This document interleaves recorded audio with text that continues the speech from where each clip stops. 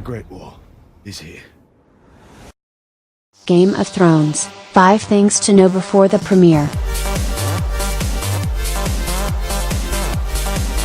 https://cdn box/cdn/0.88924/8orcs/0/0:colon1439/806/920/613/filters focal 605/288:518 format web/cdn box/cdn com/upload/score_screen_shot_2017_07_2007_8 57_PM 1,499,792,061 PNG.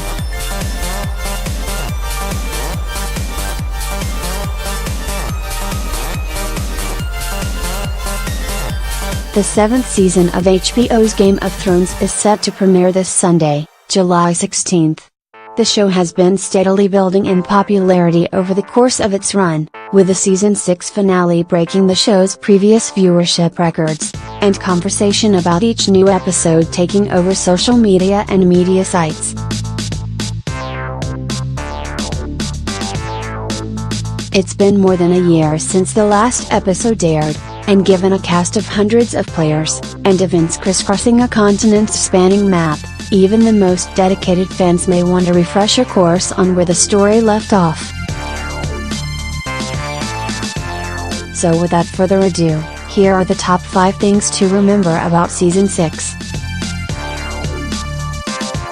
Spoilers ahead for Season 6 of Game of Thrones. 1. Jon Snow survived a series of stabbings. Jon Snow was murdered at the end of Season 5, and resurrected at the beginning of Season 6 by the Red Woman, Melisandre. He reunited with Sansa Stark, who ran away from her abusive marriage to Ramsay Bolton and begged Jon to challenge the Boltons for control of Winterfell, where Jon and Sansa were raised as siblings. Jon was initially reluctant to declare war, but he successfully defeated the Boltons in a battle that took an enormous effort, and left Sansa's brother Rickon dead and Jon beaten within an inch of his life. In recognition of his accomplishments, Jon was crowned king in the north. His status has been recognized by several formerly Stark-allied northern families, the wildlings he helped rescue from north of the Wall, the men of the Night's Watch, and Lyanna Mormont, the little girl general from Bear Island with only 62 soldiers. 2.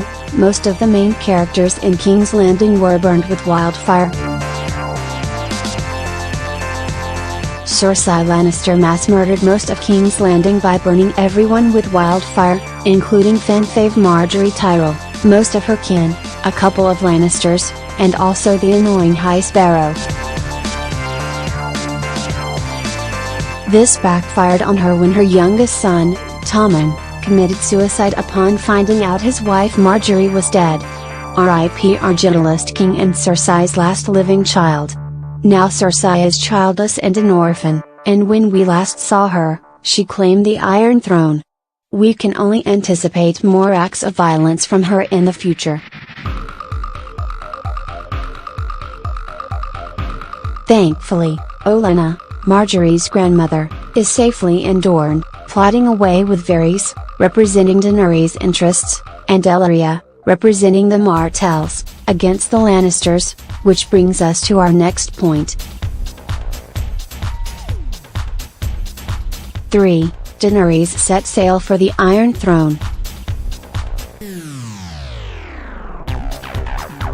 Daenerys Targaryen has finally sailed for Westeros, with her 3 dragons and Tyrion Lannister in tow, as the new hand of the Queen.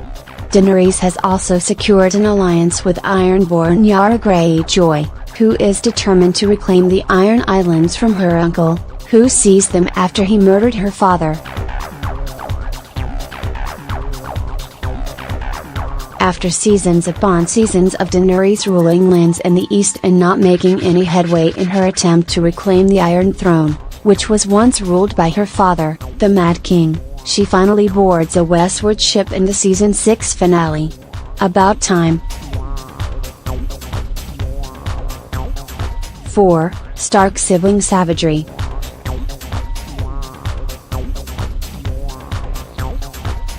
After seasons of assassin training and being forced to renounce her identity, Arya Stark finally overcame the House of Black and White and traveled back to Westeros. In one of Season 6's greatest moments, Arya killed Walder Frey after serving him a pie baked out of his son's dismembered parts, eliminating them from her long revenge list. Also on that list, Cersei Lannister. In another great revenge scene, Sansa Stark let Ramsay Bolton's dogs eat him alive, getting vengeance for her abusive marriage and Rickon's murder. 5. Bran is the next three-eyed raven.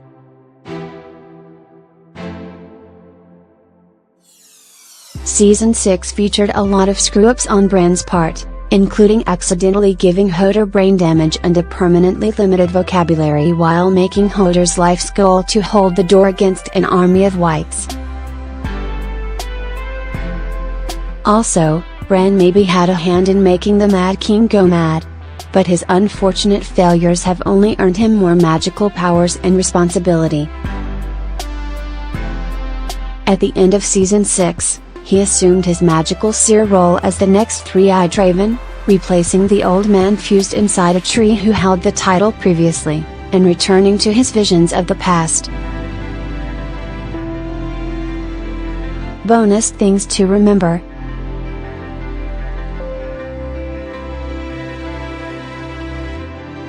The status of Benjen Stark has been revealed.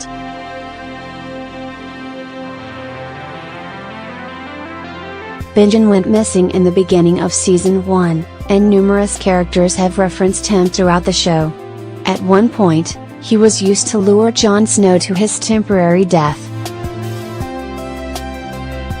At the end of Season 6, Benjen saved Bran Stark and his companion Mira, then explained that the White Walkers left him for dead. But the children of the forest saved him from turning into a white by jamming a piece of dragonlass into his heart. He is officially undead, so he can't leave the north. Sam went to college.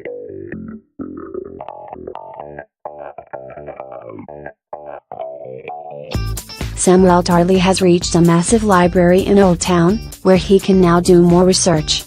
This is one of those plot lines that haven't paid off yet, but it could lead to discoveries and more exploration into the White Walkers.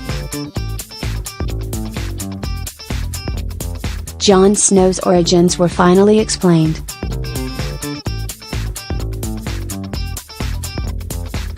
Confirming fan theories, as the three-eyed raven, Bran witnessed a vision of Lyanna Stark holding a newborn son, fathered by Lyanna's captor, Rhaegar Targaryen. Lyanna entrusted the boy to Ned Stark, who raised him as his own, and who we now realize is Jon Snow. The R+L=J theory is canon, meaning Jon is Daenerys' nephew. That might mean the two of them don't get the happy romantic ending fans have suggested was going to be the final happy ending to Game of Thrones. Season 7 will probably clarify the situation between them, as they either embrace their family connections, murder each other, destroying everyone's hopes and dreams, or weirdly but still possible, get married as a strategic alliance of their armies. Guess which one of those endings sounds more like Game of Thrones?